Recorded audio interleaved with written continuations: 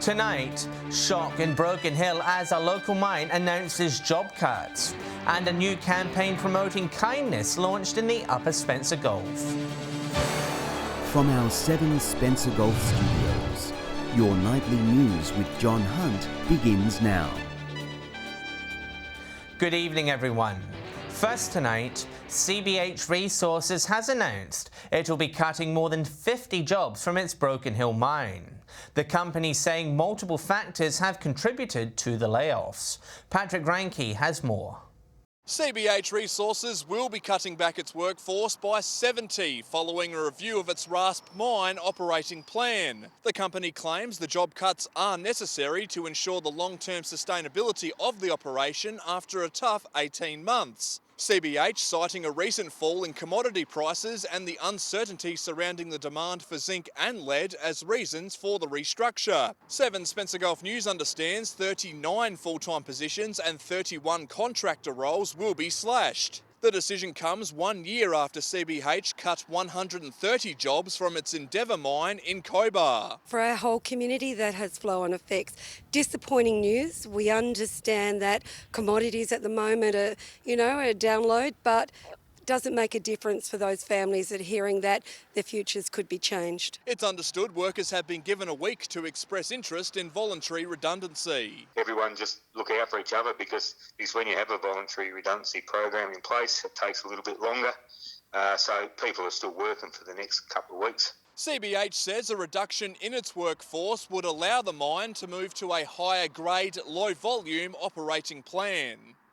South Australia's borders with 3 states and territories are officially reopened. From today, all travellers entering via Western Australia, the Northern Territory and Tasmania will no longer need to have an exemption. Travellers currently in quarantine in South Australia from crossing those 3 borders were also released from their enforced 14-day stint. Mayors in the Upper Spencer Gulf are working together to send a message to their communities. They've launched a new social media campaign, Be Kind, Be Safe, encouraging locals to stay optimistic during these tough times. A new campaign hitting social media with 3 local leaders encouraging the community to remain positive. Remember to look out for each other, be kind and be safe. The Upper Spencer Gulf mayors have been supporting one another through the past few months. They're now thanking the community for also following guidelines. It's been one of those processes that we wouldn't have been as successful as far as not having the cases had our community not been as good at, abiding by the social distancing and so forth. For the great work they've done during COVID-19, and we really want them to continue to take good care of themselves, practice the social distancing, and make sure that we keep our communities safe in the Upper Spencer Gulf. Port Pirie's mayor says neighbouring councils need to work together and the Upper Spencer Gulf cities have set an example. I think we're renowned for it throughout the state when talking to the Premier and all members of government, because we do work together, and it is one of the things that we see the whole area as one of the things that should flourish, and working together gets us across the line a lot of times. While restrictions are starting to ease, the group says the battle is far from over. Local residents are being urged to continue practising social distancing measures. I think the strong message is still that we're not out of this yet, so still abide by your social distancing. Don't lapse on what you've been doing, keep it up, and I think through this we'll get through this safely. Shari Hams, 7 Spencer Gulf News. Legislation for the National Radioactive Waste Facility near Kimber has passed the lower house of federal parliament. The member for Grey confident the Labor Party will support the bill when it reaches the Senate in late July. It's been a long and emotional process, but the nuclear waste facility continues to move forward. Legislation passing through the House of Representatives last week with a few amendments in place. Now has to go to the Senate. The bill itself, or the amendment, actually took out the references that sat in there previously that were dealing with Northern Territory when the bill was first drafted for a facility in the Northern Territory. However, it faces a hurdle with the Labor Party at this stage saying it'll vote against it. It's a move that's frustrated the member for Grey. It's a little disappointing, I must say, that the Labor Party chose not to support it after basically coming through this whole process in a bipartisan manner. Shadow Minister Brendan O'Connor telling Parliament last week they want clarity on plans for storage and disposal of waste. Until these questions are answered, they'll delay its passage. The federal opposition facing pressure to change their stance from the community hosting the facility. This is going to be a really significant project of national importance. So, yeah, it's great to see it pass the House of Representatives, and we hope it's a speedy passage through the rest of Parliament as well. Laura Milovanovic, 7 Spencer Gulf News. Still to come tonight, new water infrastructure set to be built in our region, and GFG's wireless schools program back for another year.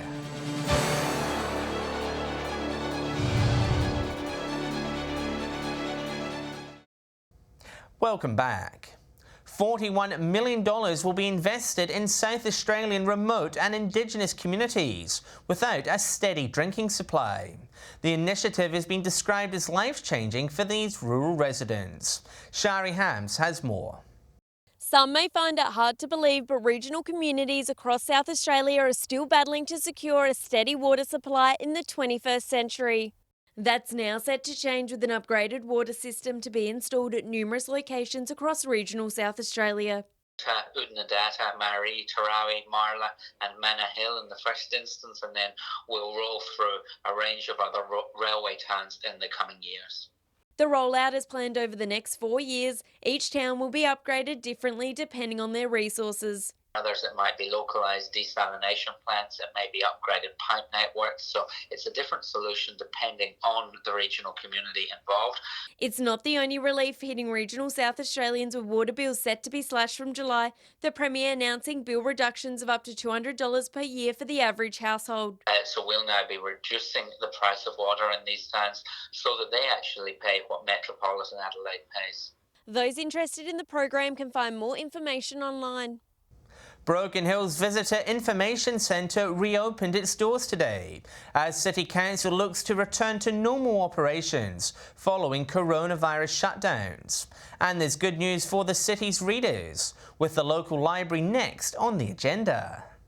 Back to business. Whatever the new normal might look like, we're really working towards that, and we've been steadily opening our facilities over the last month. The city's Visitor Information Centre welcoming tourists for the first time in 3 months. It's opened with modified conditions and operating hours, 9 a.m. to midday on weekdays, closed weekends. Mr Ronkin saying the shutdown has changed the way council interacts with the community. We've actually now been able to push a lot of our services online, so a lot of our visitor information services now available online and in really good content and format, much quicker than people could obtain it previously. The city's library will be using a select and collect format when it reopens next week. Users will be able to reserve books or other resources from the library's collection and collect their items from a pickup point. You can ring us or select your items online and put a reservation in. We'll do a selection and let you know when they're available to collect. You come in, collect them from the front desk. The books themselves will also undergo self-isolation when they're returned. It goes into quarantine for 7 days. That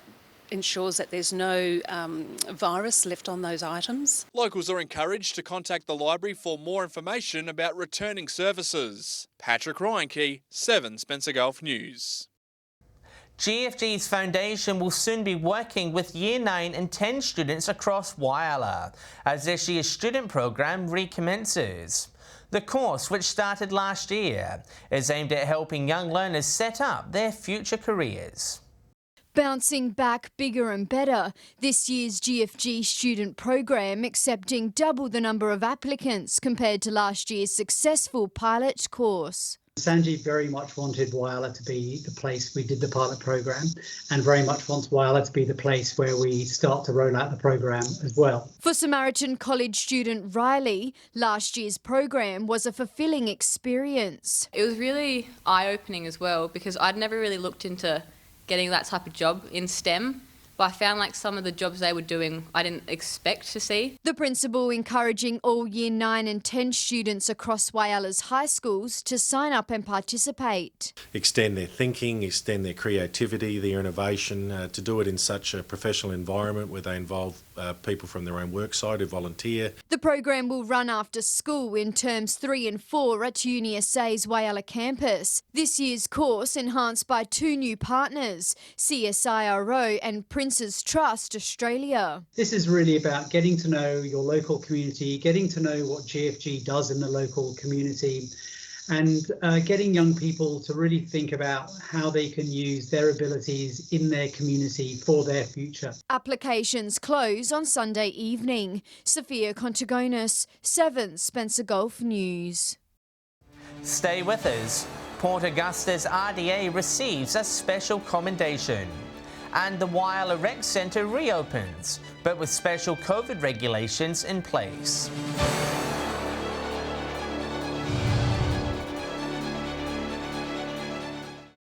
Regional Development Australia boards across the nation have been commended for their efforts during the COVID-19 crisis. The RDA Far North says is a testament to the board's work in their local communities. Through good times and bad, local RDA boards are supporting local businesses. The COVID-19 crisis has been a busy time for them, with their performances winning praise. Well, because they've provided a really excellent form of direct local feedback and regional feedback to me as the Assistant Minister for Regional Development during the COVID crisis itself. The Far North RDA has made communication a priority. It holds weekly conferences with businesses in its area to keep updated on local conditions. We've been keeping information flows into the highest levels of government on what's been occurring in our region, and that's assisted with the development of response and recovery arrangements for the state. Bringing the issues of the day around the virus back to the government through this process, and that's a good thing. Statistics helping them decide where investment is required to help locals through the pandemic. With borders slowly reopening, they're hoping it's a sign of a more positive period. For travellers to come in from Northern Territory and Western Australia now, and hopefully Queensland in a not too distant future, and ultimately New South Wales by the end of next month, that really does stimulate our border businesses and the businesses as you enter into South Australia. Laura Milovanovic, 7 Spencer Gulf News. Port Perry's City Park project is underway, with local contractors beginning work on the site. Costing $200,000, workers have started clearing the existing paving, concrete and some gardens for the new development. For the future, we're going to have a shelter shed put in there, lawn put in there and new garden beds put in there. So it should look quite attractive. The project has been funded by Port Perry Council and the state government. It's expected to be finished early July. A Broken Hill pub has moved online to help keep one of its popular weekly events going. With COVID-19 restrictions limiting capacity, the Sturt Club has started holding its Tuesday trivia night virtually through Facebook. Patrons in the facility can still play, but now those at home can also take part. And a perfect score doesn't mean you'll win. Do a lucky draw of all their answer sheets and pull out the winning team, and they'll get emailed notified that they've won a $50 Sturt Club voucher. Sturt Club Trivia is held every Tuesday at 7:30. The Whyalla Rec Centre is back up and running, with local members excited to jump straight back in. With the state government recently easing coronavirus restrictions, a majority of the centre's activities will begin recommencing. The doors are open and locals are back. Whyalla's Recreational Centre reopened for business. It's been a week yesterday since we reopened, so it's been a very busy week. Lots to change and do to get everything up and running again, but we're very excited to welcome the community back. The gym room and classes back on schedule. Starting from Friday, 20 fitness goers can be in one room at a time, as long as they are 7 square metres apart. Smaller rooms, who can only accommodate a 4 square metre distance, will remain at 10. 24/7 and the Kids Club will also be returning. We've seen lots of people come through, so people have been doing the right thing and booking in and coming back to do their exercise. So it's been a really, really good thing for the community, for mental health as well as physical health. The stadium and gym will also no longer require bookings from next week. The swimming pool, however, is out of action, closed for renovations over the next month. During our maintenance period, over the time we were closed, we discovered a few little issues that needed to have the kinks worked out. So we've been working with the council and contractors as well to get those fixed. Staff also excited to be back, working under strict hygiene guidelines. People are keeping their distance, wiping down all their equipment and everything they touch and use as well. Sophia Contigonis, 7 Spencer Gulf News. Stay with us after the break. We'll check the latest fuel prices and we'll have the weather details with Britt.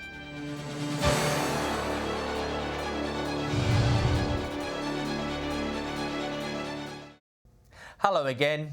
Time now to see how things are shaping up when we head to the Bowser. Here's Patrick Reinke with this week's Fuel Watch. With school holidays fast approaching, petrol prices in the regions have started to go up. Starting with unleaded, and the entire Spencer Gulf and Broken Hill has seen an increase. In Port Lincoln there's been a jump of 7 cents, while Whyalla is also on the way up, both cities now averaging $1.17. Port Augusta is the most expensive spot to fill up in the Gulf. Port Pirie is up by $5 to $1.14, Kadina doing a little better. The Silver City has stayed put on its average of $1.23. Adelaide is the only one to see green, $1.30 last week to $1.08 today, a change of 22 cents. Turning over to diesel now, and it's not a pretty sight. Port Lincoln up a cent to $1.15, Whyalla and Port Augusta are on $1.16. Port Pirie seeing a spike of 3 cents, Kadina not doing too bad, ticking up by about a cent. In Broken Hill, prices are still hovering around $1.25. Adelaide also seeing not much movement, the SA capital paying $1.08. Finishing off with a look at Autogas, and there's hardly any movement to speak of. The only place to see a rise is Port Pirie, jumping from 79 cents per litre last week to 82. Adelaide motorists are paying around 73, 74 cents. Everywhere else is quiet. Port Lincoln and Whyalla are at 92 cents. Port Augusta and Kadina both average 89, and Broken Hill is still on 83 cents a litre. Now remember that these prices are the regional averages and they do not reflect any one particular outlet. And if you do find a spot that does sell unleaded, auto gas or diesel for cheaper, be sure to let us know on our Facebook page. Turning to midweek finance, and it was a mixed bag across the board. Iron Road jumped 31%, while Wesfarmers gas giant Santos and Westpac ended the day in green. Adelaide Brighton dropped by 2%, with BHP also marginally down. And the ASX 200 and All Ordinaries had mostly quiet days, both markets up by around 0.8%. And time to take a look at what's happening in the weather. Here's Britt. Thank you, John. We saw a bit of fog this morning ahead of a mostly sunny day. 0.6 degrees was the region's low recorded at Clare this morning, where it later warmed up to 15 degrees.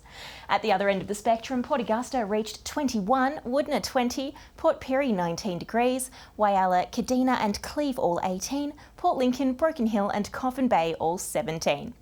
Taking a look now at the satellite images from today, where we can see mostly clear skies over the Spencer Gulf due to a broad high pressure system. Tomorrow on the Gulf waters, north to northeasterly winds at 10 to 15 knots with seas below 1 metre. Swells south to southwesterly at 1 to 2 metres. Now let's see what Thursday will bring to your neck of the woods. Strong winds expected at Port Lincoln, sunny through the day, looking at a top of 19 degrees. Cleve, sunny, also 19. Woodner with a high of 21. Sunny at Whyalla tomorrow, also 21 degrees. Port Augusta 22. Kadina, sunny and 18. Port Pirie looking bright and sunny, a top of 20 degrees. Clare sunny tomorrow and 17. Broken Hill 18. Now that's your Thursday. Let's take a quick look ahead to Friday. Showers expected about the York and Eyre peninsulas as well as the west coast and the mid-north. Sunny at Broken Hill and fine and partly cloudy about the Flinders forecast district. Maximums mostly in the late teens with Port Augusta creeping above 20, looking at a top of 21 there, Broken Hill 22. Saturday, showers about the Spencer Gulf region with fine and partly cloudy conditions expected at Broken Hill. A bit chillier with maximum temperatures all sitting in the mid-teens. And that wet weather is due to continue on Sunday with conditions looking much the same as Saturday. Fine at Broken Hill with a top of just 13 degrees. Showers elsewhere with top temps in the mid-teens. So John, with showers on the way, let's make the most of tomorrow's sunny weather. Thanks, Britt. And that's the local news this Wednesday evening. Just a reminder, we're on at the special time of 6:30 p.m. tomorrow night. I'm John Hunt, thanks for your company. I'll have updates later, but until then, it's good night.